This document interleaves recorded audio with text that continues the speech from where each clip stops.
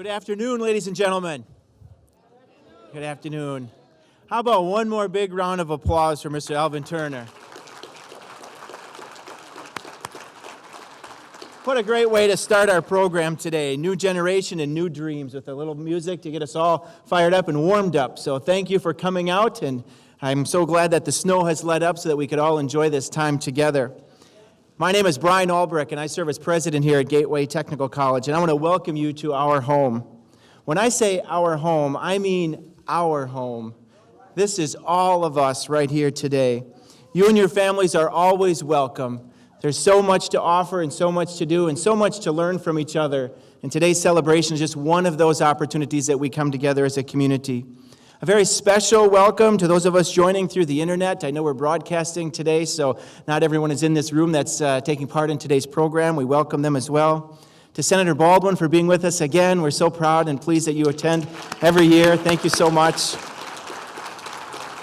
Gateway Technical College trustees for your leadership and commitment and passion for making sure that our community college is really the community's college. Thank you. To all of our foundation board members who help support students in so many ways, including providing funding and scholarship to allow Gateway Technical College to be an affordable pathway to the successful careers that they so enjoy. To each of our elected officials, local, state, and national elected officials for your continued advocacy and leadership for the important role that education plays, and as you'll hear today, to keep the dream alive. To our community leaders, members of the armed services, and those that help volunteer to support our community in so many different ways, we welcome you. And to the most important people today, our very special guests, our dream keepers, those young minds and young bodies that continue to inspire us all to hold events like this, and I'm sure we're the passion for Dr. King's vision to help share the important role that we each play in building a stronger community. You give us hope for today and certainly give us hope for a better tomorrow. I want to thank Zena and the entire Martin Luther King Jr. Day Celebration Committee for always coming up with an empowering theme, something that leaves us feeling much better about ourselves after we leave today with great responsibilities. I think as you listen throughout today, you're going to find that it's through their message that our hearts are the issue of today. This year, I cannot think of a more appropriate message than to share the generational influences that Dr. King continues to make throughout our community. Social, economic, and yes, political turmoil has everyone questioning the future of our society. So today I have one very simple request for all of you, and that is that we all listen carefully to the voices of our generational speakers. Within their voice, you will find peace and hope that Dr. King spoke about so eloquently. You are the amplifiers of this message, and what you hear today is your responsibility to carry forward. Carry this with you, and through our celebration, the busyness of everyday's life will not be lost. I want to thank you, and please make yourself at home.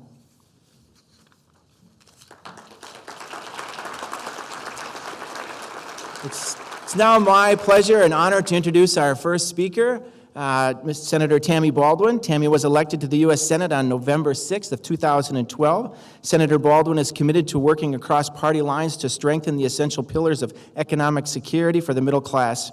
Investments in education, workforce readiness, quality health care, and for all Americans, and building a strong manufacturing economy. As a co-chair of the Career and Technical Education Caucus, something that's very important for us here at Gateway Technical College, she has been a champion and spokesperson across the reform efforts needed for CTE and STEM education. She is a strong advocate for helping develop tomorrow's workforce. In the Senate, she's worked across the aisle to ensure that our veterans, our military families, and wounded warriors receive the support and care that they have earned and deserve. Senator Baldwin also serves on the Senate Appropriations Committee, the Senate Health and Education, Labor and Pensions Committee, and the Senate Committee for Commerce, Science, and Transportation. Please join me in welcoming Senator Tammy Baldwin.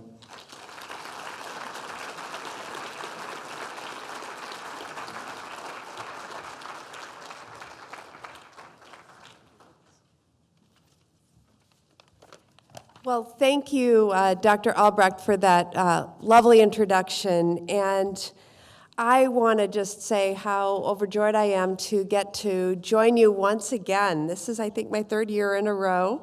And I wanted to start with a couple of shout-outs, and beginning with you, Dr. Brian Albrecht. You have been such an incredible partner in my efforts in Washington, fighting as hard as we can to support Wisconsin's technical college system, But the leadership that you show in workforce preparation and job training is outstanding and a model not only for this community but across the state and country. So I'm very appreciative of our partnership on policy, and thanks for the shout out on co-chairing the caucus on technical education. It's a labor of love. I also want to recognize and appreciate the humanitarian award recipients. You are each shining examples of the power and strength we gain as a community when we commit ourselves to the idea that we are all in it together. Arnetta Griffin is doing God's work with God's Kitchen, providing residents in need with food and clothing. Arnetta, you show us that kindness in one's heart can truly make a difference in people's lives. Thank you, Arnetta.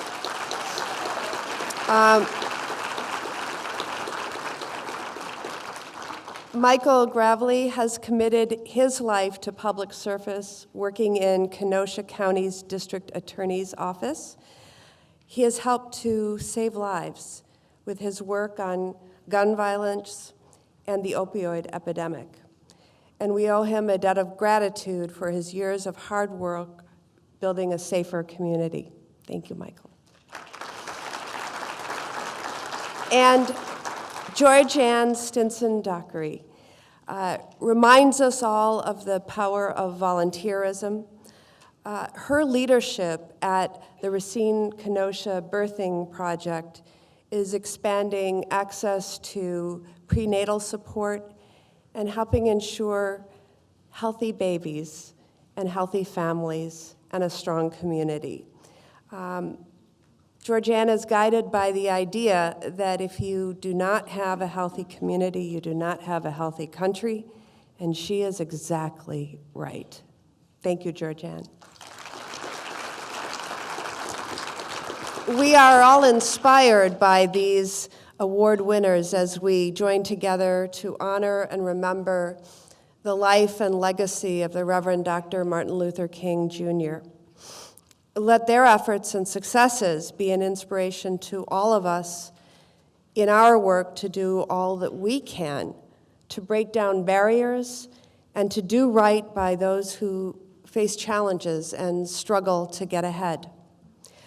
Through his life's work, Dr. King taught us the power of working towards something that is bigger than ourselves. This morning I had the privilege of joining City Year, doing an event in Milwaukee. There were hundreds of people who were there honoring Dr. King by volunteering in the community. In this case, high school, painting murals on the walls. And they were working together to give something back to their neighbors. And that's really what today is all about, committing ourselves to serving others and advancing our common good, as Dr. King made his life's mission. Today we are guided and inspired by many of his words. For example, when he said, "Out of a mountain of despair, a stone of hope." Our theme today is New Generation, New Dreams. We're going to hear an intergenerational dialogue shortly, but we're so proud of the next generation.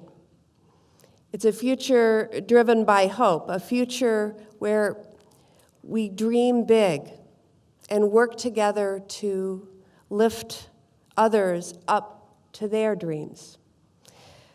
Dr. King's famous quote about service to others is, "Life's most persistent and urgent question is, what are you doing for others?" Let us answer that question every day by continuing to work together to serve others and make a difference in people's lives. Thank you for honoring Dr. King by attending this wonderful ceremony.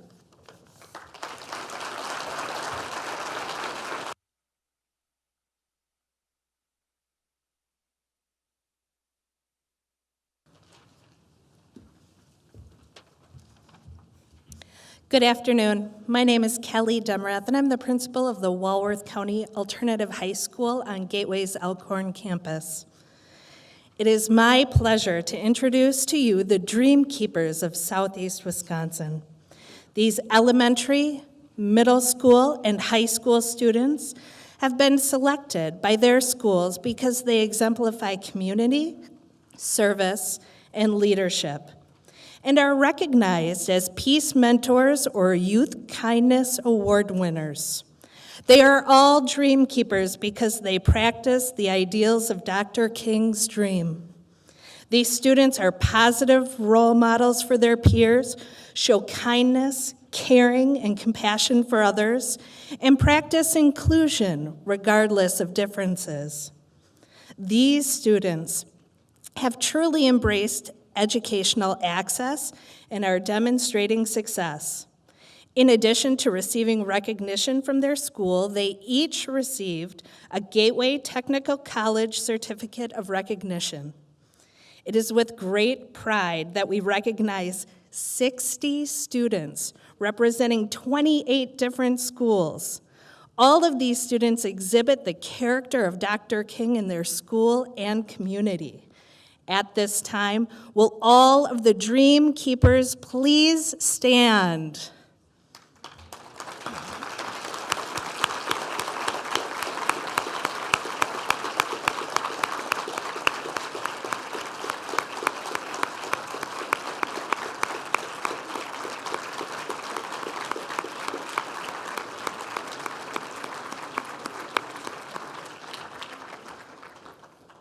Thank you so much. It is now my pleasure to welcome to the stage the moderator and the panel for today's discussion on New Generations, New Dreams. Please give a warm welcome to Adelene Greene, your moderator.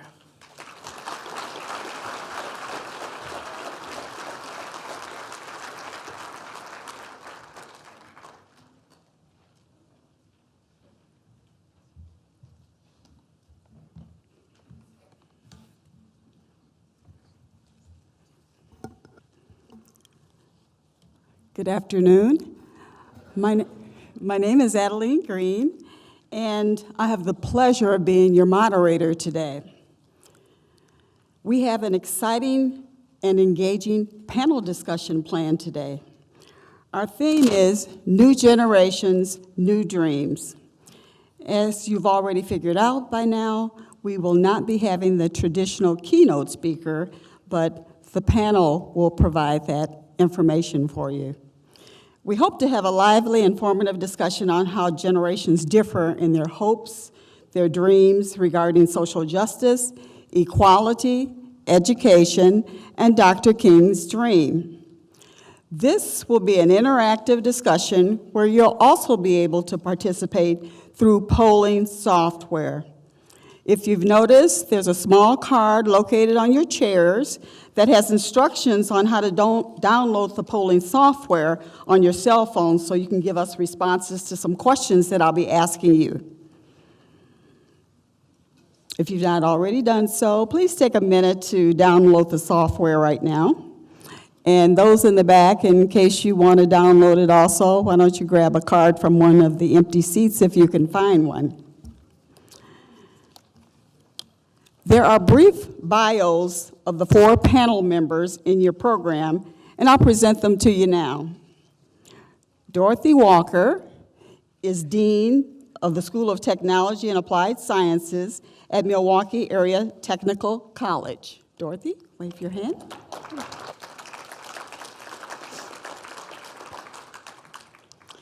Dionna Gavin is an organizational development business partner at Froedtert and the Medical College of Wisconsin. Dionna?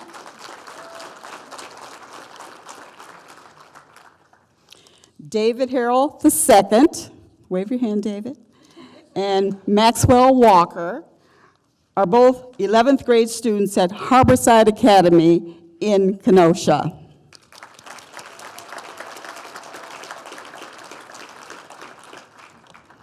Now, has everybody had a chance to download the software? Because our first question is actually for the audience.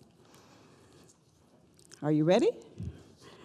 Okay, using the software, please answer the question regarding when you were born. Be honest, everybody. You'll see the results appear on the screen as the answers come in. I don't see any coming in yet. Okay, there's a few. We got a lot more people in the audience than this. Okay, we'll give it a little time.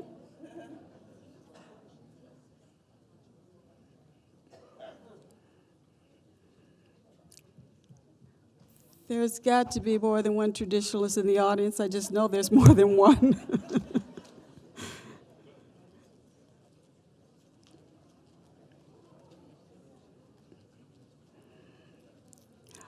Okay, as the results are coming in, this will give us an idea of one of the demographics in the audience, and that's the generational span that we have present today. So we'll keep watching for those results as I start the panel questions. And our first panel question is for you, Ms. Gavin. With a degree in sociology, work in organizational development and culture, and having conducted workshops on generational differences, Dionna, we consider you to be our panel expert on generational differences. I did a little research, and I was surprised to learn that there are now 6 living generations in the United States. First, tell us what generation you belong to, and describe some of the distinguishing differences of each generation.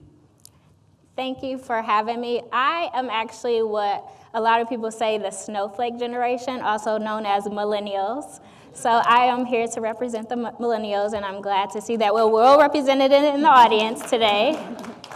Some of the other generations, when we think about some of the differences, a lot of times we focus on differences. So when I describe some of the differences, I want you to really think about individuals come first, and then those distinguishing categories such as ethnicity and generations come second, because there's great variation when you think about a generation, because it's a span of 15 to 20 years, and a lot of things change.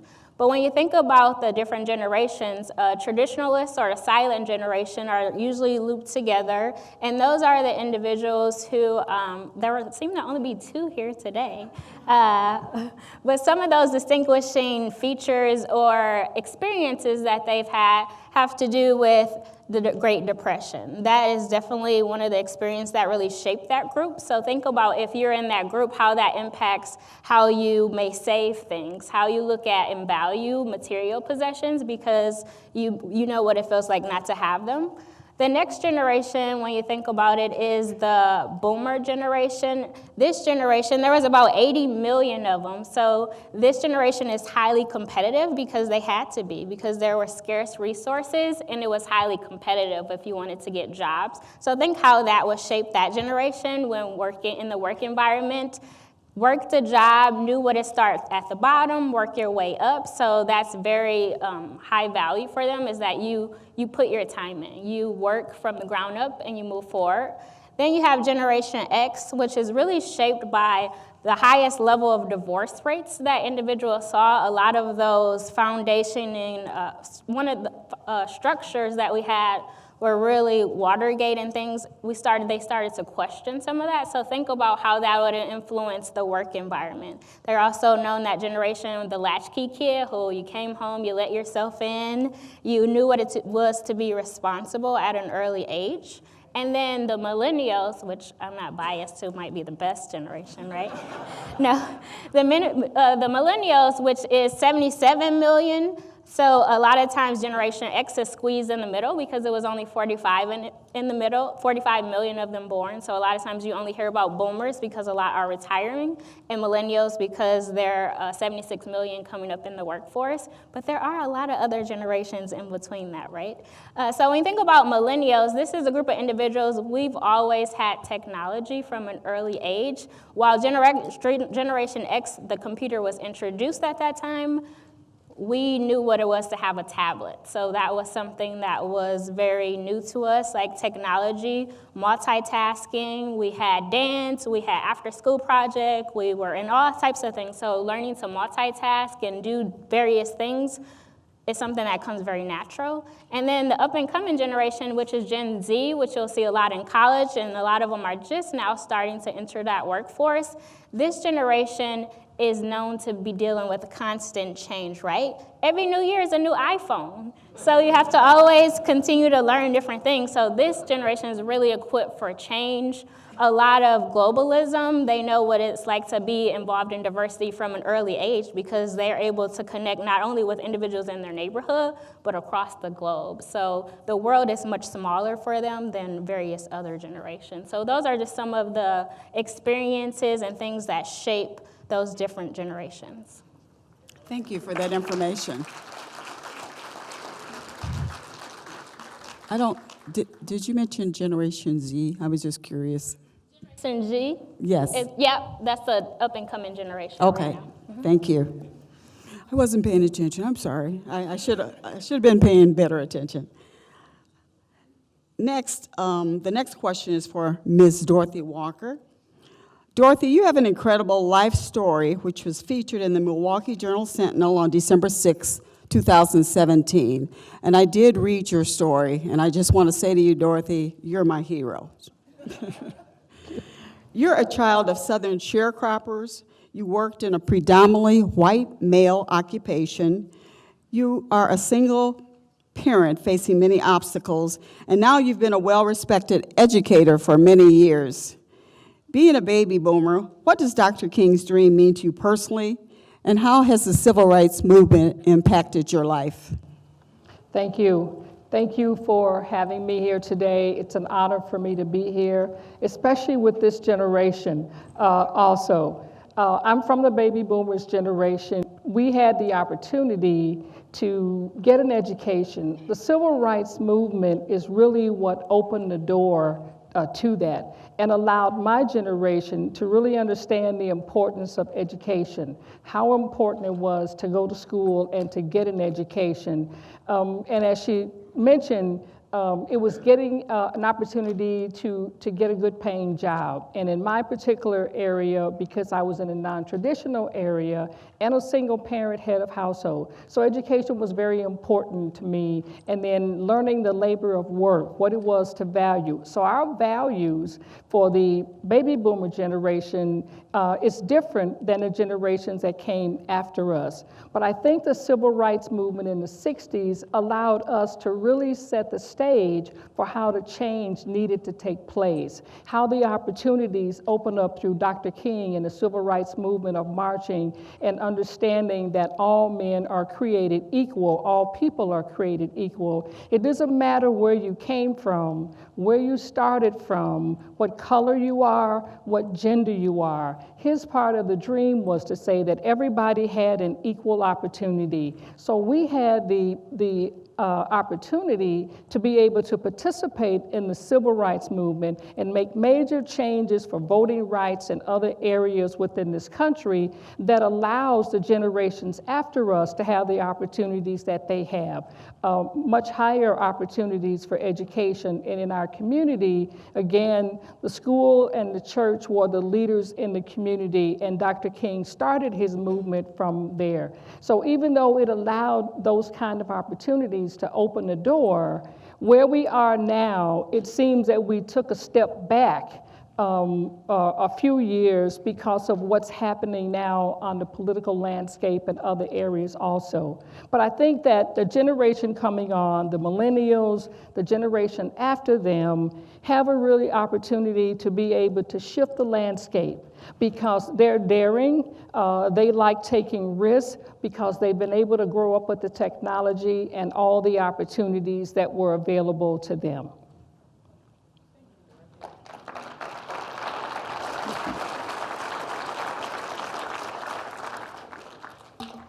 We're going to take a small pause here to hear from the first of our three Dr. Martin Luther King Jr. Humanitarian Award winners, Georgianne Stinson Dockery. Georgianne has been a dedicated volunteer for the Birthing Project USA and embodies the spirit and philosophy of Dr. Martin Luther King Jr. through her dedication and selfless service to her community. Please direct your attention to one of the screens so that we can hear from Georgianne. Birthing Project USA, I started volunteering in 2008. I started off as a business advisor, and then I became the board president, the board national president for 4 years. Birthing Project USA is an international resource center for improving birth outcomes for women. The mothers that we serve are in need of health care as well as social services. We provide that for these young ladies through our Sister Friend program. We have a family extended program that we work with, and we are known nationwide as the Underground Railroad for New Life. Well, for the next generation, I'm looking forward to a much better lifestyle for them, that there are endless possibilities. That they can shatter all of the injustices that we do have. Dr. King's advocacy, his dedication, and his selfless service to his community is what I hold dear about Dr. Martin Luther King Jr. And I try to lead my life in serving others. And I think that's what he represented. When you take a part of your life and you try to give it to someone else, so that they can have a stronger and healthier lifestyle. That's what you want. It's a duty. Serving others is a duty that is for all of us, in whatever capacity that may be. But for those babies, for that next generation, I would say that it's a duty for all of us to make sure that we reach back and to give others a chance, being able to speak sometimes for those that can't speak for themselves.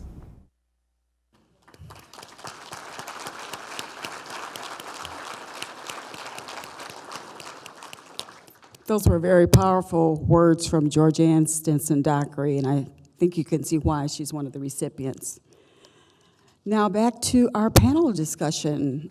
We've learned a little bit about the generational differences, thanks to Dionna. And we've heard from Dorothy and gained a little insight into the baby boomers' perspective on Dr. King. Now, let's fast forward to Generation Z. This is a really intriguing generation to me. One of the things I learned about them is they've never, ever lived without technology, without computers or cell phones. So, let's start with David Harrell II. David, you're a high school junior at Harborside Academy here in Kenosha. More than 50 years have passed since the civil rights movement of the 1960s and Dr. King's I Have a Dream speech. As a young African-American male, do you share the same dreams as Dr. King, or do you wish for something different in your life and for American society? Well, for me, I would say at the same time I share the same dream as him. It's a little different because everybody has different views on everything. And so I think he would be proud to see everybody in a room together of different ethnic backgrounds. But at the same time, just certain stuff hasn't lived up to his dream. So I would say certain stuff still needs to change. You know what I mean?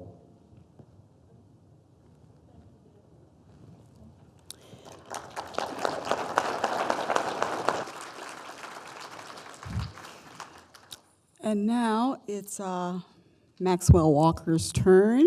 And Max, is that okay if I refer to you that way?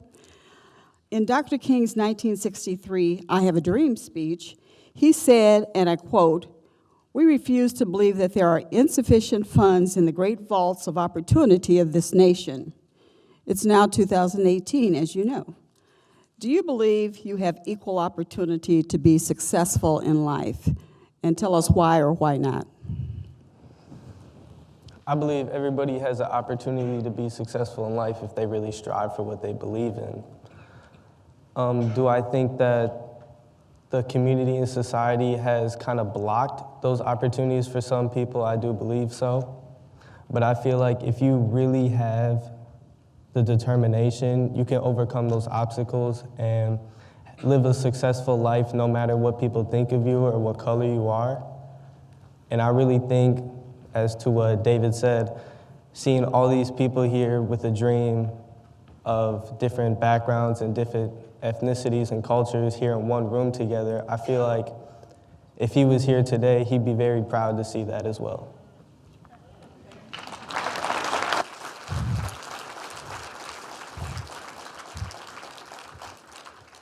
And I'm sure your technological skills help both of you a lot. Okay, audience, here's another question for you. Please respond using the Mentimeter application on your phones. What is the status of Dr. King's dream today? And I believe you'll have several choices. This is multiple choice. Still a dream. There's some progress. There's great progress. And still trying to figure out the dream.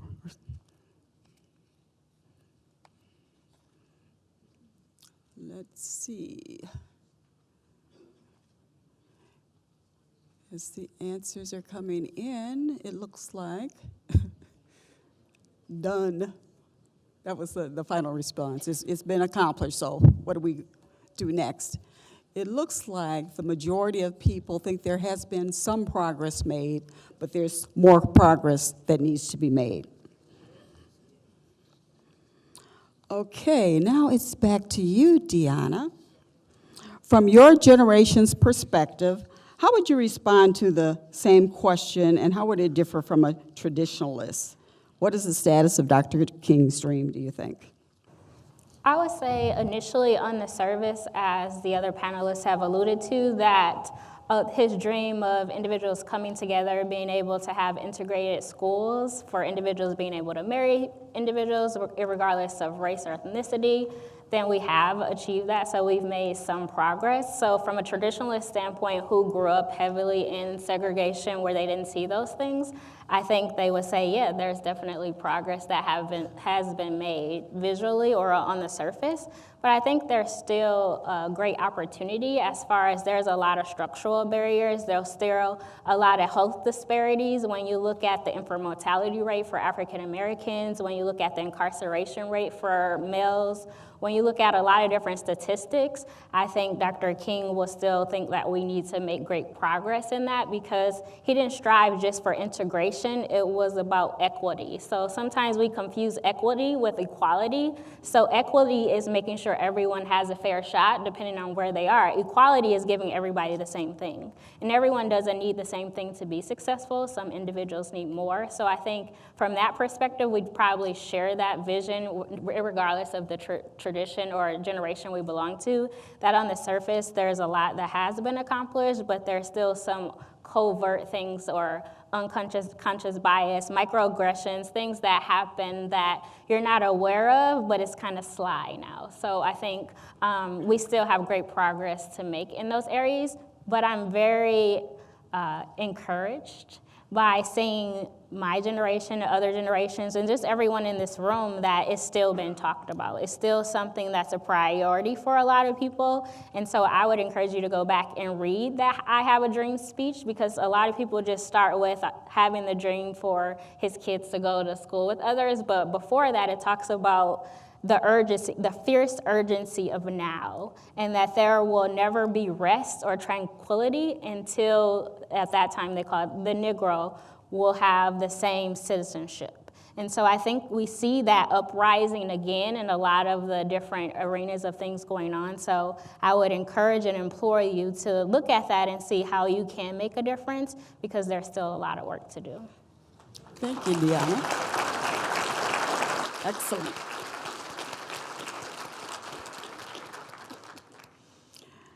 Thank you again, Dionna. We're going to take another short break to hear from our second Dr. King Humanitarian Award winner this year, and that is Arnetta Griffin. Arnetta is the owner. Yes, we can clap.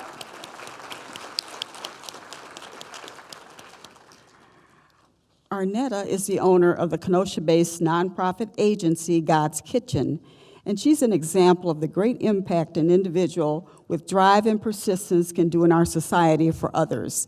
Let's hear from Arnetta. Well, God's Kitchen came about, from God, because the First Step had closed down. And I'm like, man, Lord, what about the homeless?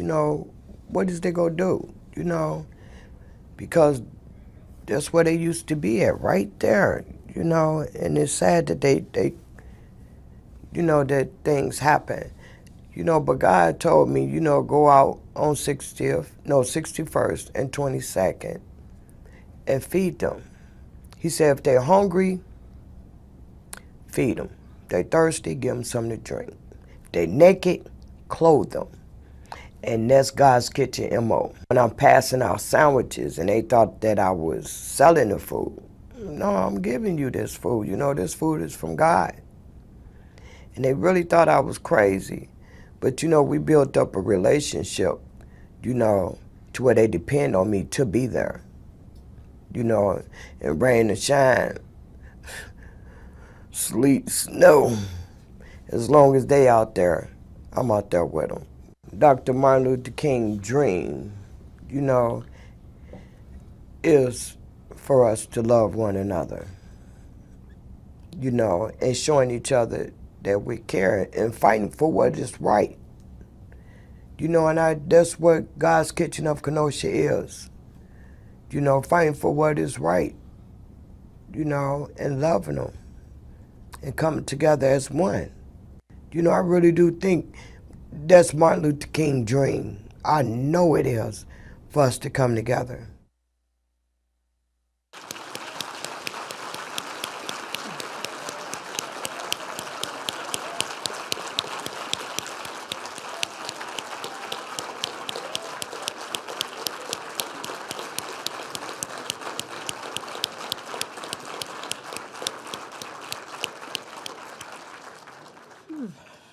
Boy, that was really touching. Arnetta shows the power that one individual can make in this world. Thank you so much, Arnetta. Now back to the panel discussion. And Max, the next question will be for you. In the I Have a Dream speech, Dr. King said, there are those that are asking the devotees of civil rights, when will you be satisfied? Max, tell us what needs to happen to satisfy you regarding the racial challenges you face, those that others around you face, and situations you see in the media. What needs to satisfy me is everybody being treated equal and given the same opportunities. I mean, for me, growing up from a background where my dad is black and my mom is white, I got to see both sides of the privilege that they were given. I mean, and since I'm a light skin, growing up, a lot of people, I would be put in groups and socialized differently. Some people would tell me not to do this, and some people would tell me to do that. And I feel like that did not satisfy me. I feel like I should walk into a place and be who I want to be. And I feel like when that happens, I'll be socially satisfied.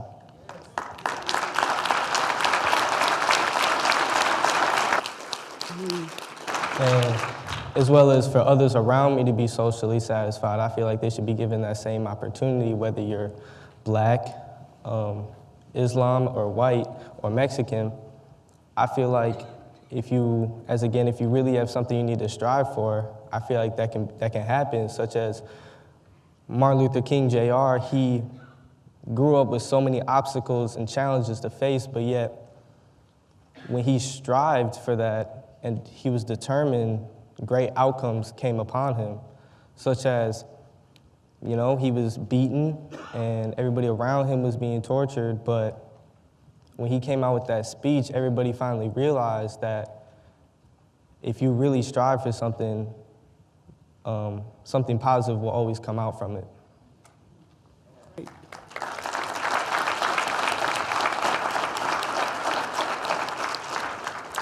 Great response. Thank you so much.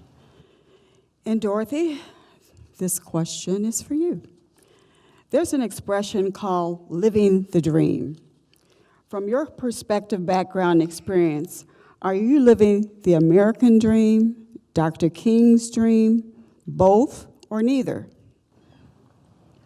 I think that from the perspective from being the baby boomer and coming from my background, I think I have a little bit of both. But the idea is that how do you take that and you turn that around to be able to help other people realize that same dream, whether it's the American dream or Dr. King's dream. And I think for my generation, what we have to do is to really talk about the opportunities that our young people have today and let them know and paint a picture of how they can get there, how they can be successful, and how they can move to where they want to go. The more people that we can put in leadership opportunities to provide a way to bring other people up, that was part of Dr. King's dream also. So we as people who are in these positions really have to reach back and bring someone along with us as we move into the different positions. I think the millennial generation have great opportunities because they're the leaders of the next generation. They have the opportunity, they have the technology to be able to work with. They stand up for what they believe in, because if you don't stand up for what you believe in, then you lay down for everything. So we have to think about what Dr. King's dream was all about. He cared about people, he embraced people, and I think we have to do the same thing. We have to be able to walk out and stand for what we know is right. And help people. We have to do the right thing for the right reasons. That means that we all have to get out and vote. It doesn't matter what color you are, you have to get out there because we have the power to be able to change policies. That's what changed policies in the civil rights movement, that people came together and they stood for what was right. So if we continue to do that, we can change where we are and we can make things better for the next generation. Because there are a lot of people that trekked across and some people didn't make it. So we're standing on the shoulders of the people that didn't make it to be able to provide opportunities for those that are coming along for today.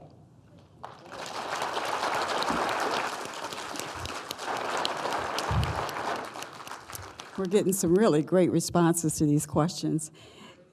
And Dionna, I believe you're from that millennial generation, are you not? Yes.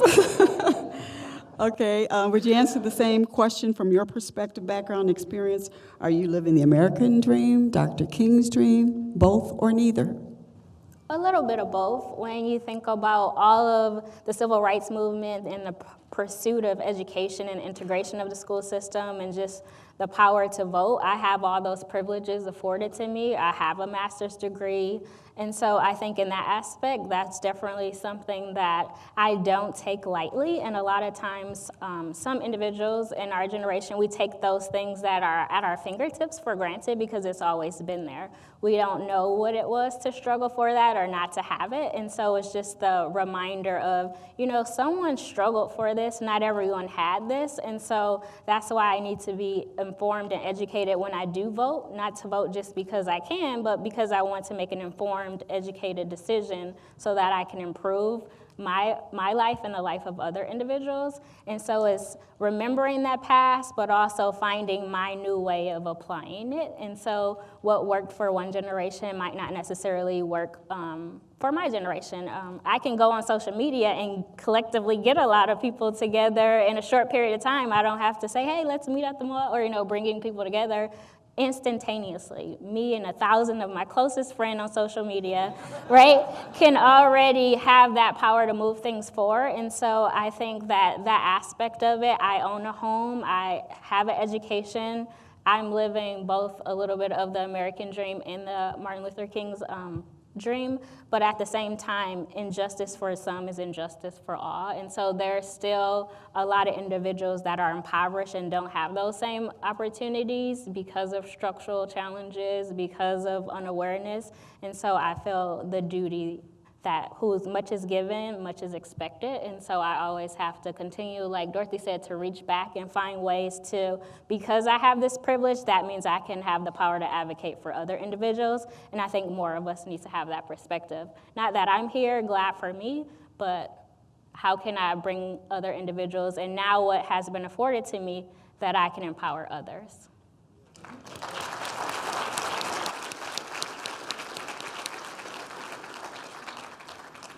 Those were great responses from both the baby boomer and millennial generations, and we do want to hear from Generation Z.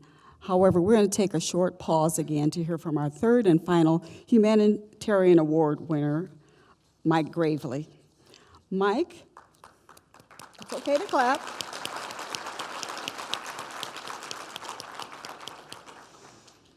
Mike, as Kenosha County District Attorney, started the Kenosha Unity Coalition and is a leader who is compassionate and giving of his time. Let's hear what Mike has to say.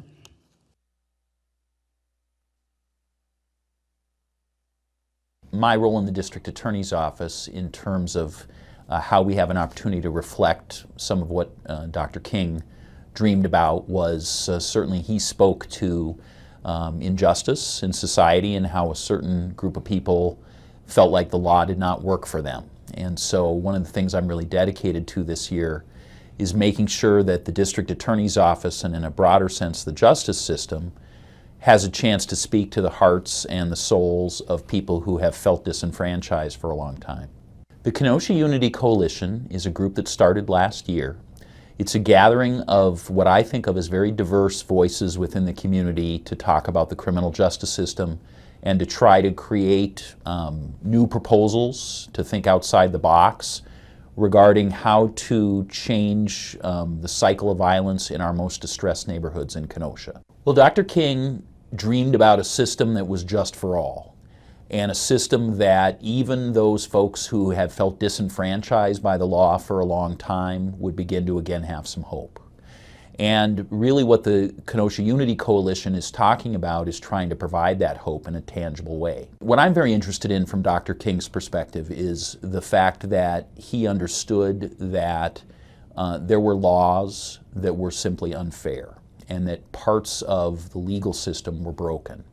And that it takes people willing to think outside the box, people willing to take some chances to change those things. That simply because something is the law does not mean it's set in stone. And he encouraged people not only to think outside the box, but to be people who spoke in a positive, nonviolent way towards real change. And we're at another one of those moments in our nation's history where much of what we do in the criminal justice system is simply broken. And we need to rethink those things. And Dr. King spoke to those things very, very eloquently. Understand that we can build a block and then a neighborhood and then a city where nobody feels like the justice system doesn't work for them.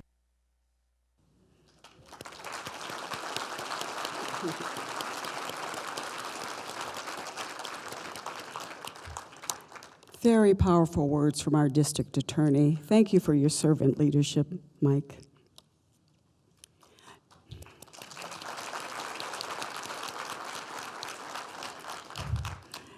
And now, David, from your perspective, background, experience, do you think you're living the dream? The American dream, Dr. King's dream, both or neither? I would say that I'm per se, like, quote unquote, living the American dream. I have 2 parents. They own a house, you know, we have cars they're able to pay for.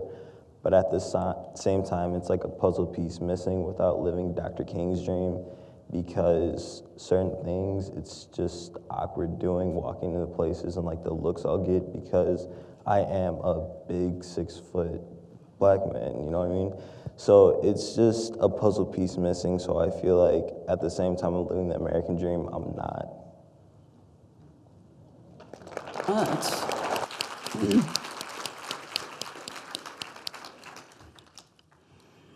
And this will be our final question for the panel, and it's for you, Dorothy.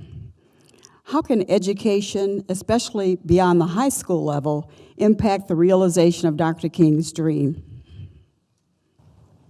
I think one way we can do that is to have these kind of open discussions the way that we're having now, having these types of celebrations where young people can understand that there are people that came before them that opened up doors and provided opportunity.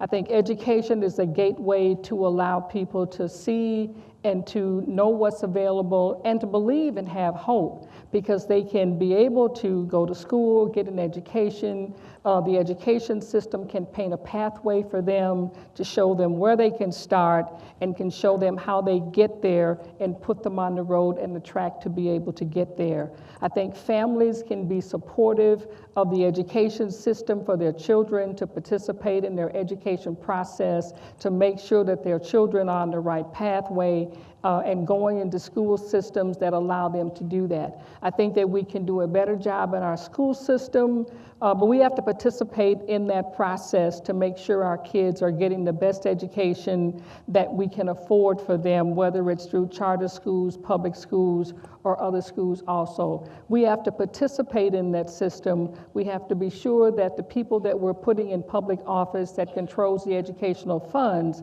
are putting those in the right places for helping our students to do that. And the education system itself, look at how do we revamp that? How do we provide the best opportunities for students? How do we put the best teachers in the classroom before our students? And how do we put a diverse population of educators in the classroom so we can show young people, especially young children, again, the diverse population of this country.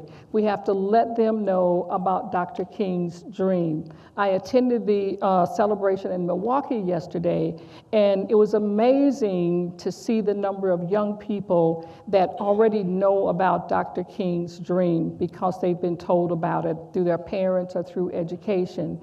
But really was encouraging to me to see the 1st through 3rd graders, that these young people, young children, stood up and talked about Dr. King's dream, talked about how he looked at the communities, how he looked at the different people and saw that everybody was equal. And in our country today, we need to let people know that it doesn't matter who you are, that there's opportunity in education that's available to you, no matter what your color, what ethnicity, or where you come from.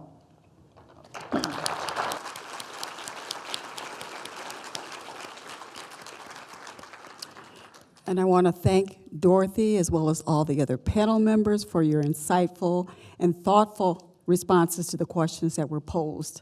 And I think they deserve another round of applause.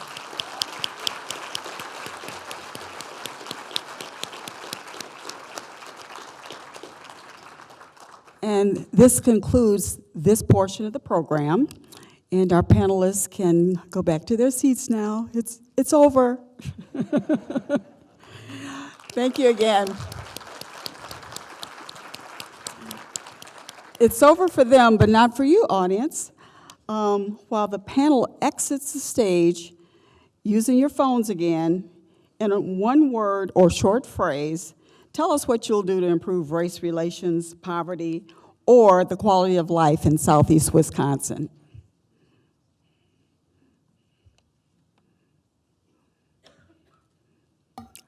These are actual responses that are coming up, and they look like some really positive work that's going to be done to honor Dr. King. So thank you all for that. And that concludes my portion of the program also. It's been my pleasure to serve as the moderator today. And I want to thank you for your attention and your participation in this new format, this different format, I should say, for the Martin Luther King program. And we hope you enjoyed the panel discussion as well as your interactive responses. And before I leave the stage, I just want to remind everybody that it is Kindness Week. And so as you go about your day, please remember to be kind to others. Thank you.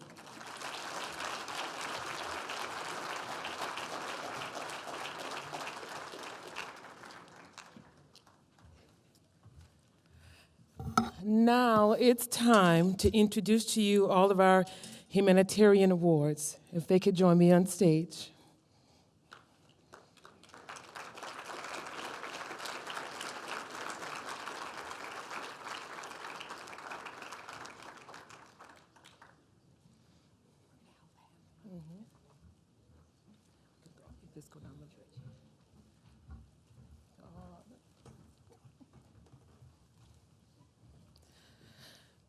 As we celebrate the life and legacy of Dr. Martin Luther King Jr., we are recognizing those whose efforts preserve the ideas of Dr. King.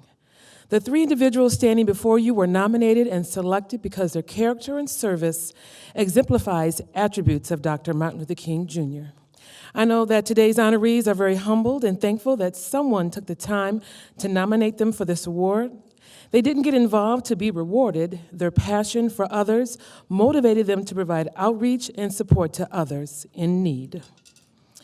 Dr. King said, "There comes a time when one must take a position that is neither safe, nor politic, nor popular, but he must take it because conscience tells him it is the right thing to do."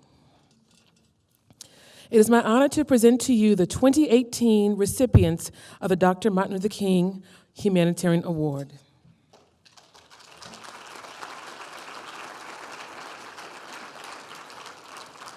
Our first recipient is District Attorney Michael Gravely.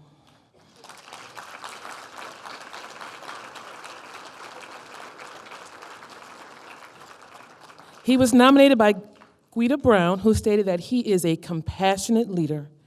He has immediately began to working on programs for those incarcerated for substance abuse to receive treatment, amongst other things. So congratulations to District Attorney Michael Gravely.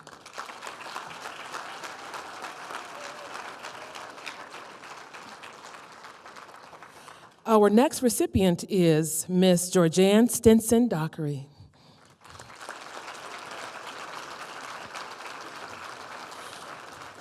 Ms. Stinson's nominator, Adrienne Moore, says she is a dedicated volunteer for the Birthing Project USA.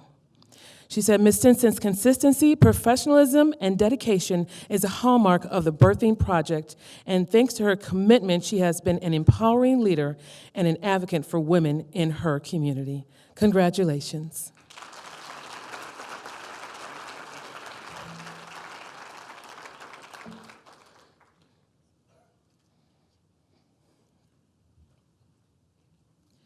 And our final recipient is Miss Arnetta Griffin.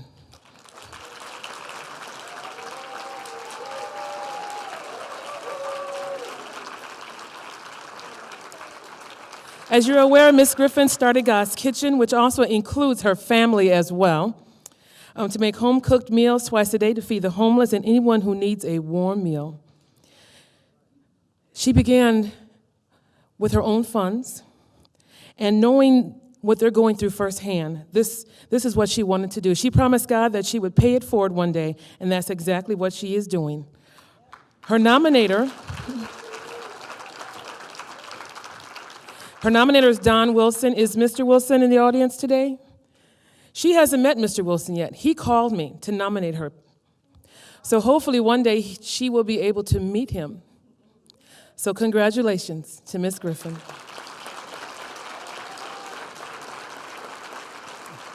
All right. You done? Thank you again for all of our humanitarian award winners. Thank you. You can have a seat now.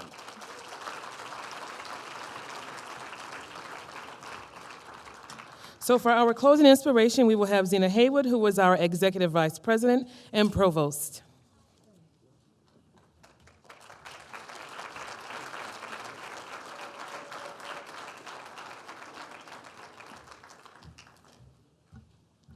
Wow.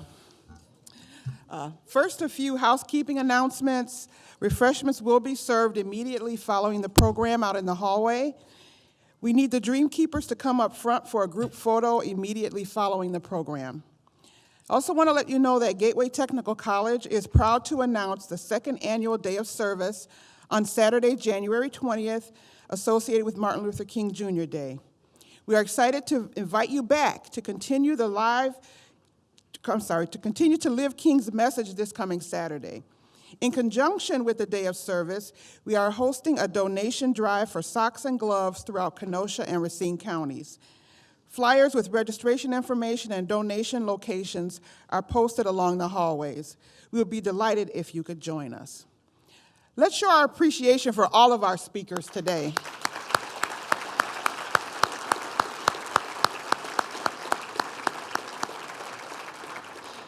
I want to thank also the committee members for doing it again, for raising the bar, raising our consciousness, and calling us to action. Also want to thank our culinary arts department, who is providing the refreshments today, our facilities staff to putting this room together, horticulture for the beautiful plants and flowers. This is truly a family team effort today. Also want to thank Dr. Albrecht for being the champion of this annual celebration of diversity and inclusion. Thanks to all of you for coming today and for participating in our online polling. Our hope is that you are motivated, no, not motivated, inspired to improve the quality of life in our community. As Dr. King said, darkness cannot drive out darkness. Only light can do that. Hate cannot drive out hate. Only love can do that. So let us vow to make our haters our elevators.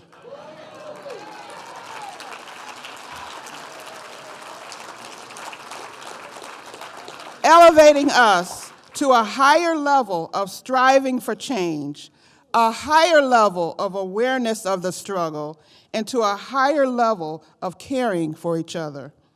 Perhaps you will join me, a baby boomer, in being a little bit kinder, a little more respectful, and a bit less judgmental.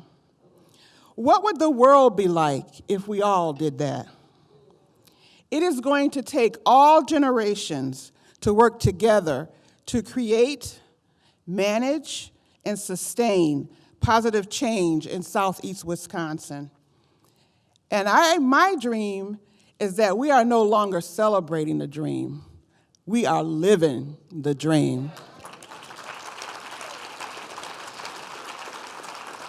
And I'm going to leave with you the words of one of my favorite songs, and it applies to all of us. It says, I need you. You need me. We're all a part of God's body. Stand with me. Agree with me. We're all a part of God's body. It is His will that every need be supplied. You are important to me. I need you to survive.